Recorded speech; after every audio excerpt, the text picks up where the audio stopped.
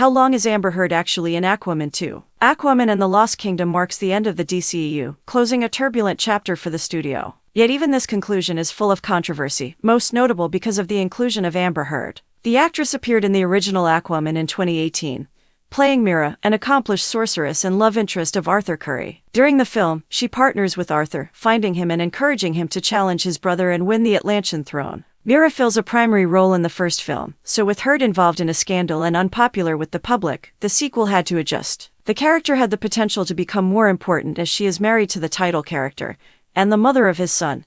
But due to the outside issues, that didn't happen. Many people expected Amber Heard to be removed from Aquaman and the Lost Kingdom by either removing the character from the story or recasting, yet the film took another approach. Instead of writing her out or finding another actress, the sequel minimized Heard's part, giving her maybe 20 minutes of screen time. This is a huge step down from her part in the first Aquaman film, but even so, it was more than expected. The moments that seem meant for Mera are divided up among other characters, giving them larger roles in place of the Queen of Atlantis. Even when Mera is there, the film highlights other cast members, giving her a backseat. Though this solution largely removes the problematic stress from the film without forcing the film to recast, it does a disservice to the character. As the story follows her husband and features the kidnapping of her son, Mera's absence seems odd at times, yet the film makes it work for the most part. How big of a role does Amber Heard's Mera have in Aquaman 2? As the lead character's wife, Mera could fit in most of the story, but as it is, she is sprinkled in when necessary. Technically, Mera appears in the entire film, but sparingly. Some of Mera's limited appearances are flashbacks to the first film, as Arthur's narration sets up the events leading to the plot. She can also be seen giving birth to and caring for her son.